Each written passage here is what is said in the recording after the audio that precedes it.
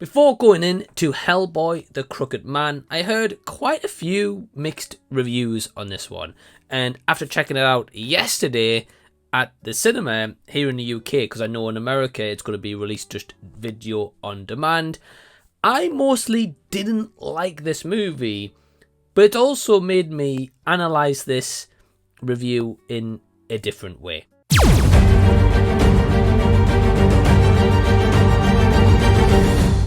Hello everyone, welcome to the channel and thank you for sparing your own time out to check out my thoughts on Hellboy the Crooked Man. And just before we get started and right at the bat, I have never read the Hellboy comics. So the director at the helm is Brian Taylor, who has done a few previous movies including the Ghost Rider sequel, Hellboy the Crooked Man, for anyone who doesn't know what this is around. So Hellboy teams up with a BPRD agent as they're stranded in the 1950s rural Appalachian mountains. And while they are stranded here, they come across a community which is led by witches, but they're then led by a devil figure of sorts who is also known as the Crooked Man. But I'm going to approach this review in terms of a comic reader and also someone who hasn't read the comics, because I want to give some shout outs along the way and maybe some reviews for you guys to check out so you can maybe compare the two as well. So I want to firstly shout out AJ's Movie Place, and AJ is a really cool guy, but also I do know that he is a big lover of comics. So when he spoke about Hellboy the Crooked Man, he had an experience of the comic book, so he could take that reference and adapt that to this movie. And of course, he is one of the reviewers I saw that actually quite enjoyed this outing. And then you've got my friend Elliot from I Am More Reviews, who's also another really great guy, but he hasn't read the comic books like me and he really didn't like the movie. So with Hellboy the Crooked Man, okay, so we'll talk about the characters first. So we've got Jack Kesy as Hellboy. I think with all of our characters, I can't blame them for if people think they do a great job, or even if people think that they do a terrible job in their roles, because as I say most of the time, these people are mainly reading from scripts and dialogue given to them. Yes, along the way they may have room to improvise, but if they don't, they're just delivering what is given, right? And Hellboy here, the issue is with Hellboy himself, he doesn't really have a personality. He's got nothing you can really latch onto, whereas our previous installments and incarnations of this character, especially like say Ron Perlman, has more of a comedic side, so at least you can laugh along with Hellboy and you think, oh wow, he's a jokey character, but he's a cool looking one, he's badass and he shows up when he needs to. Whereas Jack Kesy's version is more just serious, or maybe he might go for a joke or two, but it doesn't really land. So therefore you just think, okay, so is this like a cosplay version of the character because there's no real personality to it? I'll leave that up to you guys. Alongside Hellboy, we've got the BPRD agent Adeline Rudolph, who plays Bobby Joe Song. We've got Jefferson White, who plays Tom Farrell. So these two are the ones who mainly follow Hellboy on this journey. Well, Hellboy and the agent follow Tom Farrell, but along the way they pretty much become a team, right? And these three characters, we get a little bit of backstory on each one of them. And then we also get thrown into the mix Joseph Marcel, who plays the Reverend, who by far for me was the best character. I felt at least he tried to give the audience like something to latch onto with his character, with a little bit of comedic humor, or the way that he delivered the dialogue that he was given. At least it was expressive, and I found myself chuckling, and I probably shouldn't have been. And again, he was a standout, and he's not even the star of this movie. But the other two that follow Hellboy, they're okay. The problem is, now that we go more into the story, because this is where we're going to touch on the Crooked Man, and then of course the witch, Effie. So the problem is, this is about an hour and 40-minute runtime. So it's not long to sit through as such.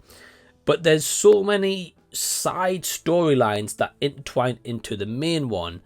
They try to do so much in a really contained runtime, all just thrown into the deep end, and at times feels as if it's just thrown it against the wall and hoping that something sticks. And unfortunately, a lot of it doesn't, because you don't get enough substance to care about the characters that we're supposed to be rooting for, that we want to see get away safely, defeat the big bad as such, and go on to give us another grand epic adventure.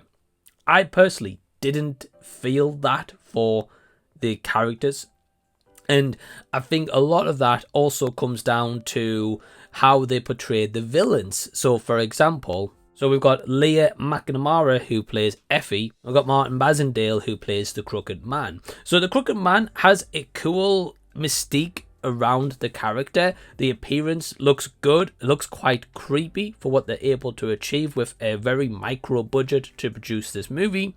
And I think there's moments where like it's clawing the nails in, or certain acts that this villain does that could portray him as being like a really sinister presence. I enjoyed that aspect of the Crooked Man character himself, but unfortunately with Leah McNamara, a lot of the dialogue that she's given is all just sexual references to tease Tom Farrell, right? And I get the whole fact is, it's around a different time period. She's trying to, get at him, and that is maybe the best way to do so, right? And of course, there's a little bit more to it than that, but I don't want to say too much for spoilers. The issue is, again, this witch character, the dialogue comes off as laughable. So you're not going to buy into her character, or you're not going to really care, because instead of being like a sinister witch and a really evil one, and a one you want to just, a character you want to hate, instead I'm just like, oh, okay, here comes another scene of just cringy dialogue. And that's what this movie, a lot of it is, along with the effects that are used. There's some moments where there's practical effects used, which is good, and it looks, given what they have to work with the budget, at least you can kind of spare some expense and say, okay, this moment looked quite cool here. But then there's some others, especially with how this movie opens on a train. It's just laughably bad CGI. And I think this is where the movie's going to falter in terms of how much you can put aside realism with how much you want to portray in this comic book iteration. Because even the way that the scene ends and cuts into the next one feels almost like a comic book page. And I can appreciate that aspect, especially as this is going to be a one probably more for comic lovers. And if it is, great. I hope this movie at some form finds its audience, because it's never great to see a movie absolutely tank at the box office, especially this in a 20 million budget. It's got to make that back plus profit, which I'm not sure if it's going to actually be able to achieve that. But then on the flip side of it, is this an actual entertaining movie? My answer and how I fall into this review for me personally is a no. I found myself, even through an hour and 40-minute movie, at times falling asleep. And I shouldn't have been falling asleep, because I had a fresh 10 hours sleep the night beforehand. I just found myself not invested in the characters, not invested in the dialogue and the script that we were seeing. The CG effects were really bad, and I tend to watch a lot of bad movies here on the channel and review them. But for something that had £20 million or dollars, which is, if you think about it, it's still a lot of money for what they have to try to achieve. And especially as they've got actors here who aren't like a Brad Pitt, for example, like level caliber in terms of like also a paycheck as well. I just feel like this movie was underutilized for what it could have actually have been. And by the end of it, it just left me thinking, yeah, it's not a one that I would personally watch again. So if I'm going to give this a score based on everything that I've said, I would probably give it a 1.5, 2 stars maximum out of 5. But have you seen Hellboy the Crooked Man? Are you going to check it out? Let me know down below in the comment section so we can continue the discussion down there. If you haven't checked out my Patreon, you can do so by clicking the link down below in the description box from only £2 per month. Big thanks to all these awesome legends who are checked out on Patreon. Now in the meantime, if you haven't seen these reviews of mine, click over here, have a little bit of a deep dive. Till next time, I'll see you guys. I'll be seeing you later.